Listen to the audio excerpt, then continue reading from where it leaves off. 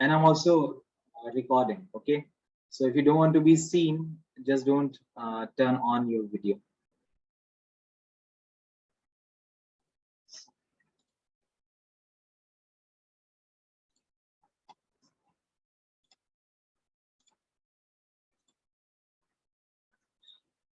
I hope now you can see the screen, right?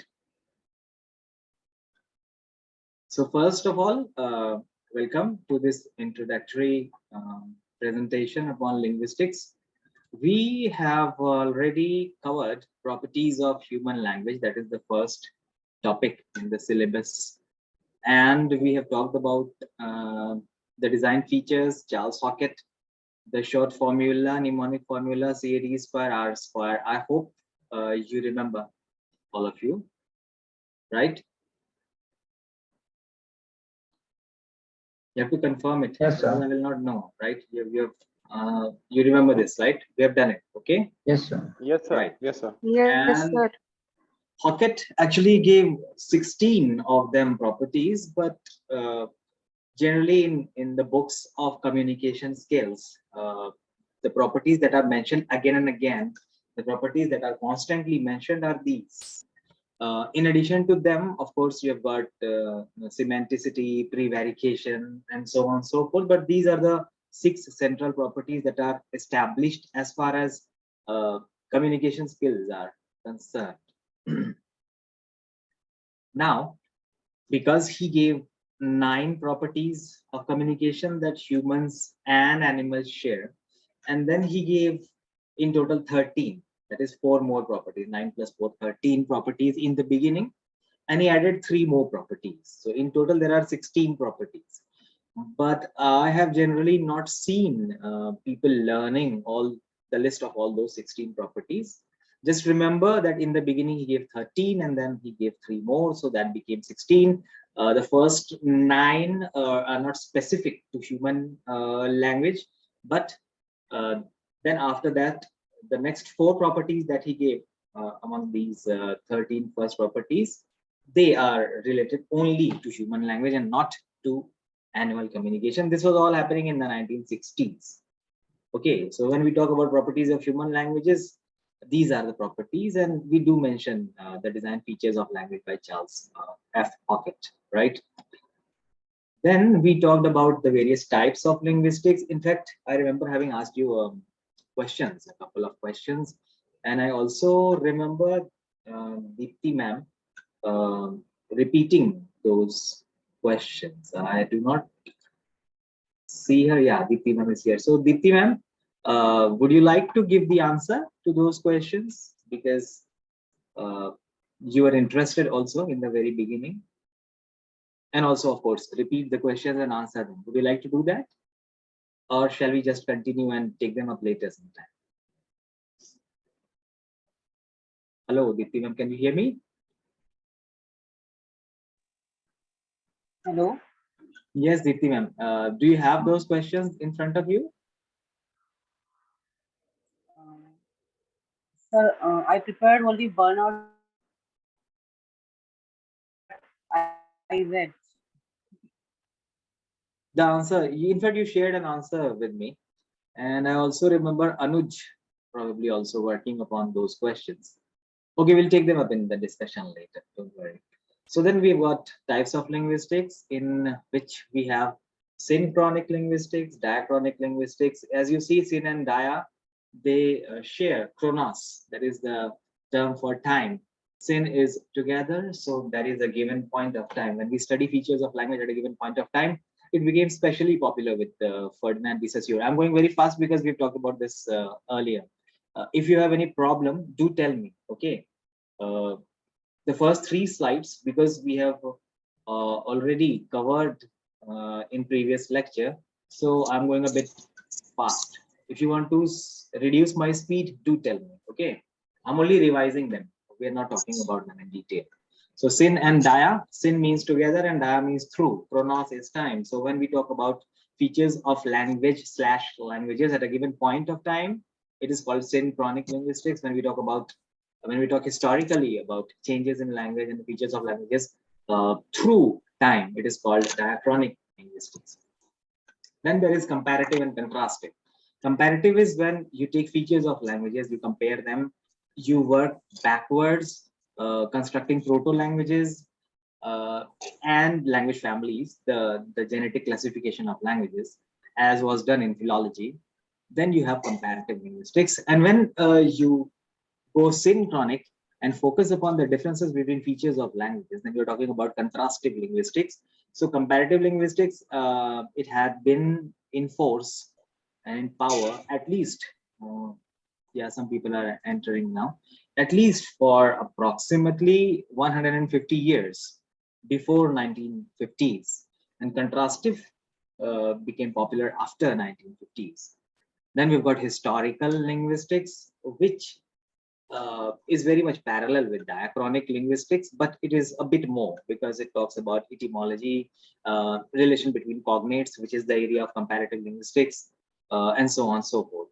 Historical linguistics actually was linguistics before this Saussures intervention brought synchronic linguistics to the fore.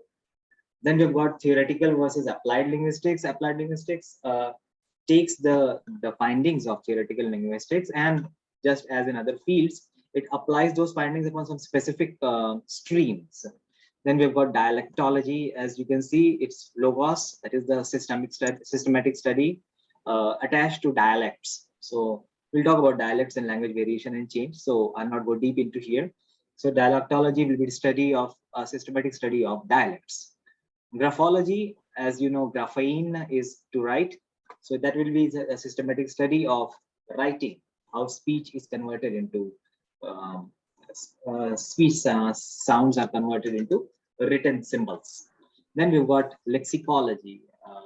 These are words and how words bring meaning together and how words come together, parts of speech and so on and so forth are studied in lexicology. We've got finally psycholinguistics and social linguistics. As you see, the prefixes psycho and socio just before linguistics. So of course there'll be science of scientific study of language, but then the perspective will be first in psycholinguistics, the functioning of language and how it is formed and the impact of the same upon brain, upon the human mind. And social linguistics will be the impact of society, the whole overall social context upon the formation and features of language. This is in a nutshell. This is not all. Okay, we are going fast to the next one, and then the actual thing begins, the today's thing. And then we talked about scope and branches of linguistics, going from speech sounds. And then I remember a question also. I talked to you about the difference between phonemics and phonetics, if I remember, right? Is somebody going to answer it now? What's the difference between phonemics and phonetics? Does someone want to answer phonetics this? is the study of sounds. Yeah, right. And what is phonemics? And this is phonemics are how we understand the sounds. See, so you said that phonetics is a study of sounds, speech sound, and So I would like to add a few things. yes, do it Yes, sir. So if you talk about phonetics, so primarily it is a bit louder, about a bit louder. physiological. Harivansh, Yes, louder, sir. louder. Am I audible, sir? Yes, you're audible. Yes, but if you go a bit louder, everybody can hear you clearly. Yes, sir. So if you talk about phonetics, so it is primarily about physiological or acoustic study of speech sounds, those characteristics, physical and physiological characteristics of sound. And if we talk about transcription, so phonetics or the phones which are called as phonetic, like they are dealt with in phonetics, they are written under the brackets, square brackets, and they are universal in nature. They are not very specific to any language per se, while phonemics or phonemic transcription, which is encapsulated within the slashes, that is very much that pertains to a very specific language system.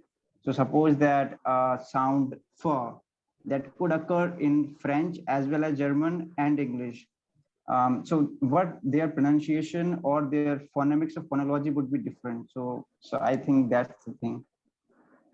Okay, so you're actually saying that when you talk about yes, ma'am.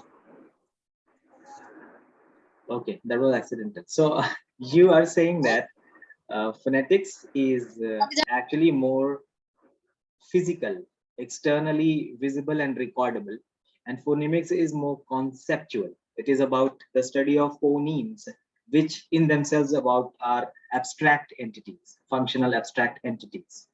If I understood you right, Harivansh. Yes, sir. Yes, sir. Right. Okay, then, yeah, you got it. So from speech sounds to phonemes to words to phrases and sentences, to the literal meaning, that is semantics of phrases and sentences, to then branching into the relation between context and interpretation of meaning, that is the most recent branch, pragmatics. We've got branches of linguistics covering various levels of language communication. And finally, we reach today's section, which is language variation and change. We've already talked about historical or diachronic linguistics, in which language change through ages or through time is studied. Even the Saussure talks about the mutability of language with the passage of time. So when we take a chronological view on language, we study language change.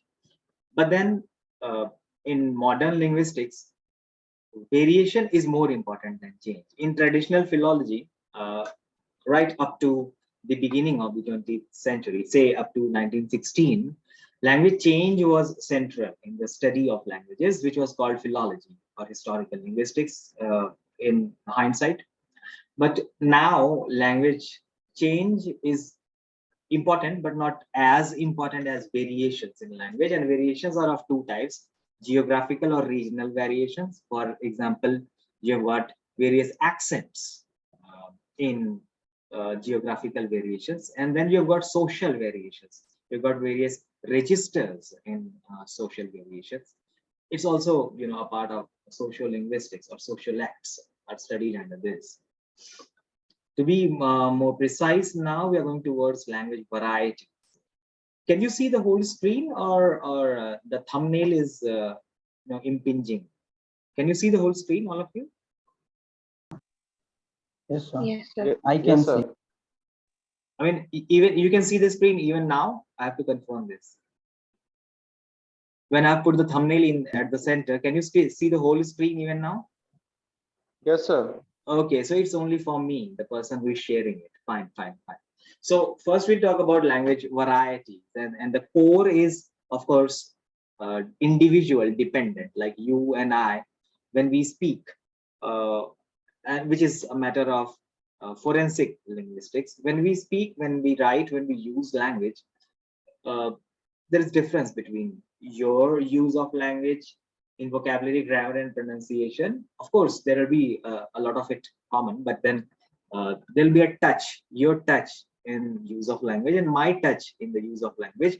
And that very thing, the sum total of all these features of an individual's language, will be called idiolect. Fine. This is the individual at center.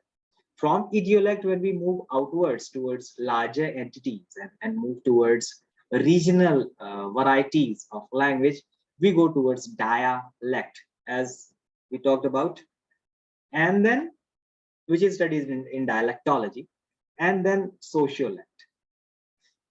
So when we talk about movement from individuals to regions to societies, we've got idiolect, dialect, and sociolect. Dialect has got a very vast area of study, dialectology. There are dialect atlases in which there are dialect maps. And at the center of all this is lines that divide dialect areas. Now, these lines are called isoglosses.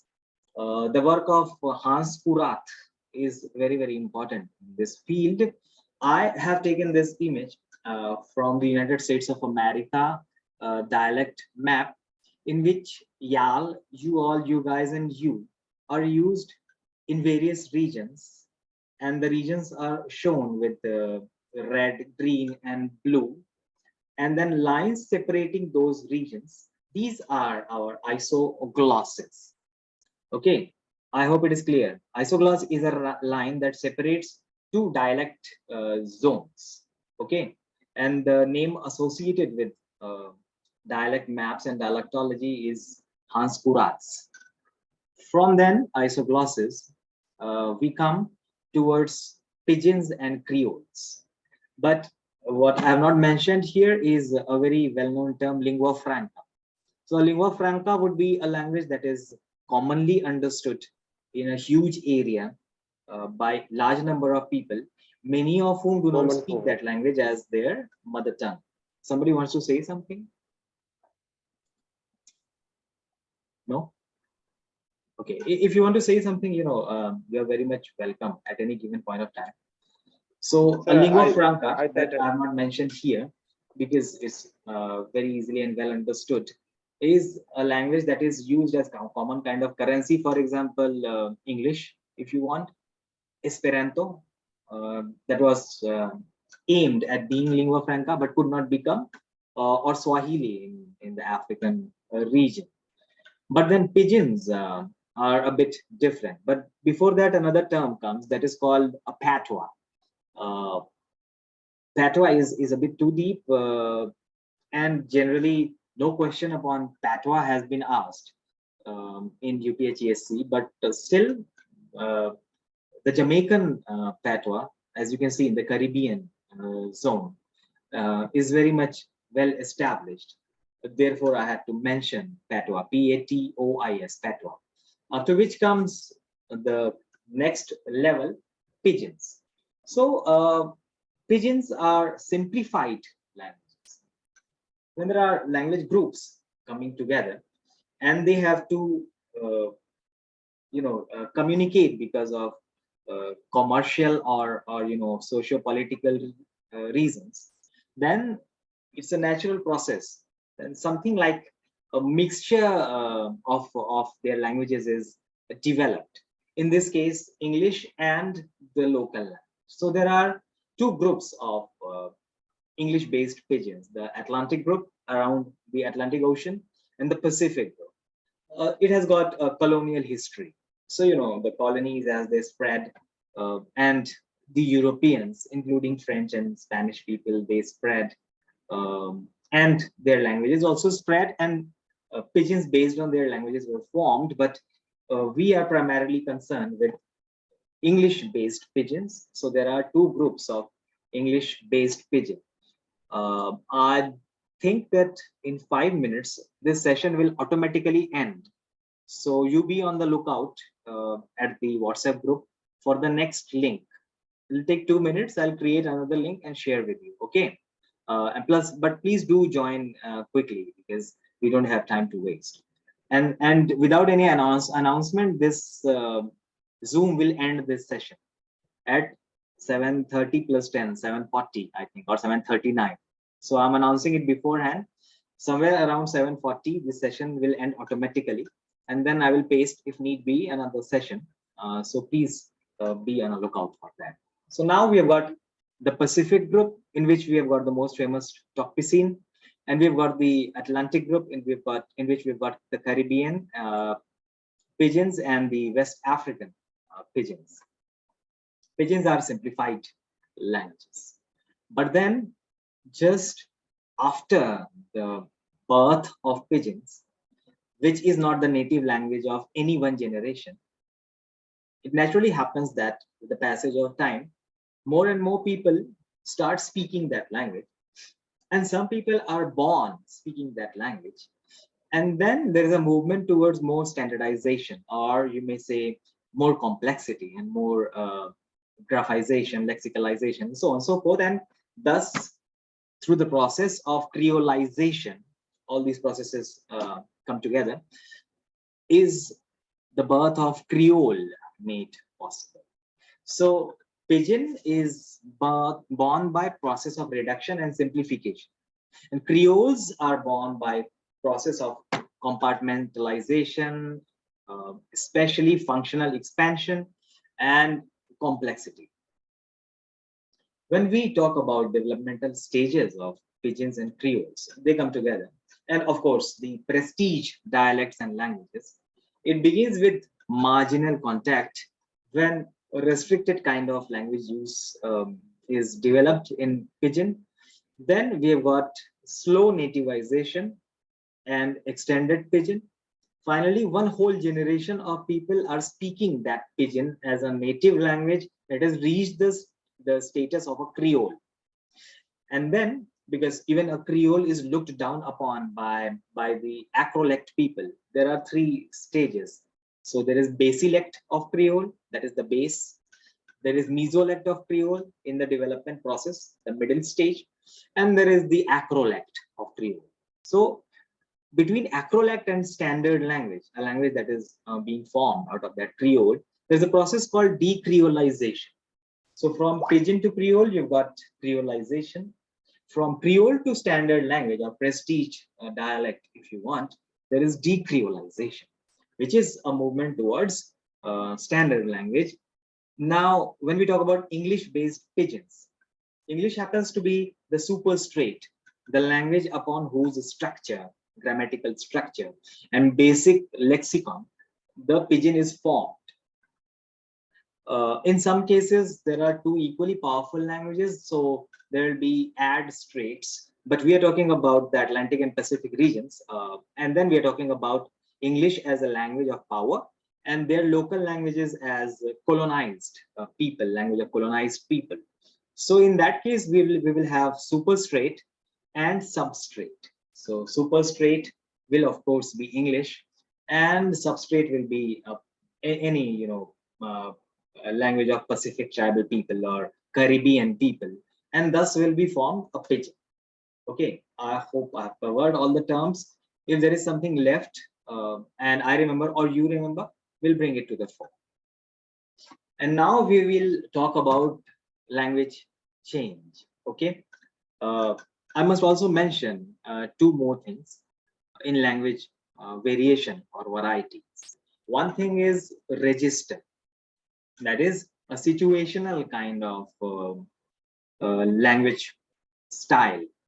We know how to go from formal to informal register based on our analysis of context and situation. Any person, any specific person has got access to n number of registers that are possible based on the context. So language registers, they, along with language accents, which are regional in nature, they are forms of language variation. And also sometimes are mentioned jargons. Specific areas have specific kinds of words used, technical jargons, for example, and argot, the secrets. So these are the few basic terms that language varieties cover. And then we reach the next term, that is language change. This change thing is basically studied. Yeah, the meeting will end in 10 minutes. Okay. This change is studied, has always been studied under philology and historical linguistics, but it is a central part of linguistics. This is how we understand history of languages and of course, language families. 1786 was the year. You may have heard the name of William Jones, Sir William Jones.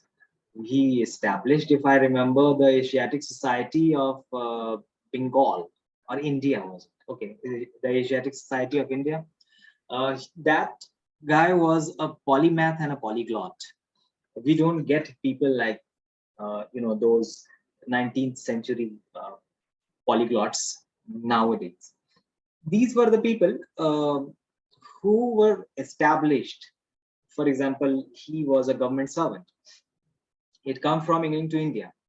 Jones. I mean, I'm a fan of Jones, so I'm speaking about him. We don't need Jones in a discussion, but when I speak about Jones, I need to pay respect to that guy because of his wonderful brain. And that Englishman, of course, he had studied a lot of Hindi and Sanskrit as a basic thing to do public service. But when he came here to India, he also expanded his language base and went deeper in his language base also. And it is said it is between a Jesuit missionary in 1770s and William Jones that the credit of positing a hypothetical Proto-Indo-European language, looking at the similarities between Latin, Greek, and Sanskrit is given. what was the name of that Portuguese missionary? I have forgotten. Okay, but I'll, because I mentioned it now, I'll bring it later. But Jones is a centrally established person in the field of philology, because he looked at the similarities, comparative linguistics. Remember, he looked at the similarities between Sanskrit, Latin, and Greek, especially the way pronouns and nouns are conjugated and verbs are conjugated. And he posited that these languages, they have a same or similar ancestral language. And he hypothetically worked back uh, and recreated, if you want, that ancestral proto-language. And he gave these languages in one family, and he called that family Indo-European family of languages.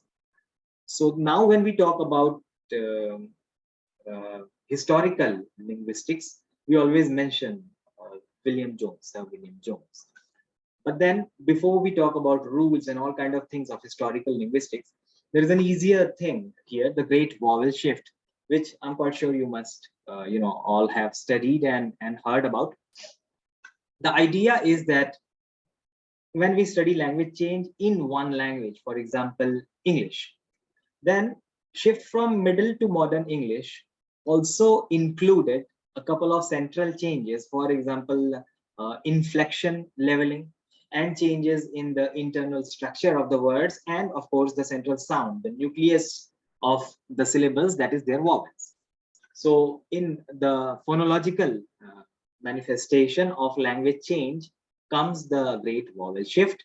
The great vowel shift is that if you look at the vowel diagram, I don't have the vowel diagram here at present, but if you look at the vowel diagram, we'll talk about that in phonetics section. There are vowels like E, which are up high, they are high vowels. And there are vowels like A, which are lower vowels. So the great vowel shift was that in it, the higher vowels, they became diphthong. So E became I. So mice, M-I-C-E became mice. And U became ow. So these longer vowels, they became diphthongs. So that was diphthongization of longer vowels. And then we have got vowels that were lower, they went higher up. So we've got gay, breaken, that became break. We've got go, that became goo, and so on and so forth. So there were two processes involved in the great vowel shift. One is that the longer vowels, they became diphthongs.